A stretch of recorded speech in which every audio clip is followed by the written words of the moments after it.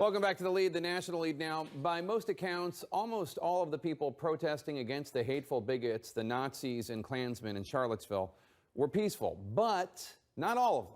In their midst was a sometimes very violent group of protesters that call themselves Antifa, known to not only clash with bigots, but also sometimes with police and occasionally storefronts. At least 2 journalists in Virginia were assaulted by violent counter-protesters over the weekend, including this cameraman from the Richmond CBS affiliate. CNN's Sarah Gannon now takes us inside Antifa and shows us this group like you've never seen it before. It's 6 a.m. in Portland, Oregon, and we're headed to a bar with blacked out windows. They wanted to meet us really early in the morning because they're concerned about a lot of people being around. We are meeting members of the Rose City Antifa, short for anti-fascist. This group's main goal is to disrupt neo-Nazis and white supremacists, but also take on government and capitalism. Antifa is any group that's willing to stand up against fascists by any means necessary. By any means necessary, they say, can mean outing a white nationalist at their work or to their neighbors. Or, as we've seen recently, violence, fires, property damage, hand-to-hand combat at protests across the country. Explain to me the reasoning behind fighting. You have to make it so unpalatable to be doing white supremacist organizing that they no longer want to do that. And historically, that's what's worked. You have to put your body in the way, and you have to make it speak in a language that they understand, and sometimes that is violence. There's no firm number on how many Antifa activists there are in the U.S. because there isn't any one organization. Most are local groups that recruit and communicate through social media.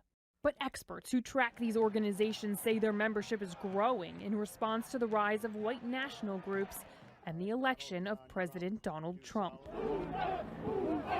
Violence and property destruction led to more than 200 arrests in Washington, D.C. on Inauguration Day. Prosecutors say they were wearing masks covered head to toe in black, a tactic the Antifa call black bloc.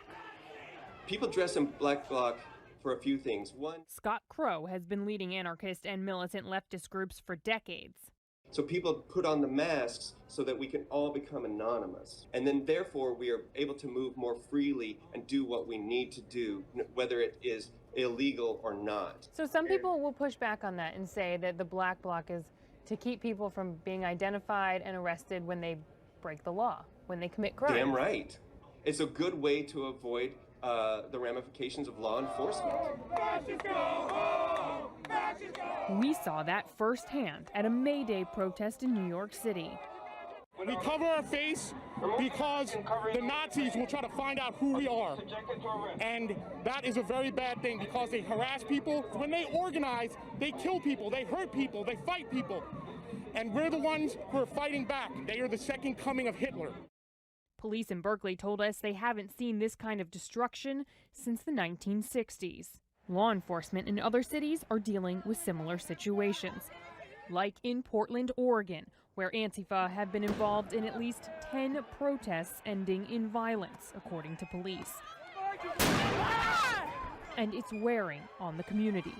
It is new. It's like this rumble mentality of, I'm going to bring my friends, you bring your friends, and we're going to fight it out in the park. It's not something we've seen here. It's not good for the city. People are just frustrated by it. It's affecting their livability. It's affecting their business. Has it become more violent? It happens quicker. The fire starting that we saw on May Day is something we haven't really seen much of in the past. The running through the street, breaking windows and everything in sight. We haven't seen it as consistently as we've seen it in the last 8 months.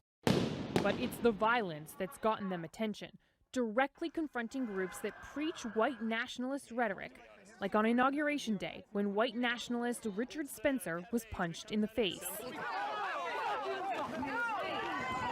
And it was the Antifa movement that caused Berkeley to cancel speeches by extreme right provocateurs like Milo Yiannopoulos. If there are the more hardcore elements, the white supremacists and neo-Nazis that go to these rallies that are itching for a fight, we're there to say, we'll stand in your way.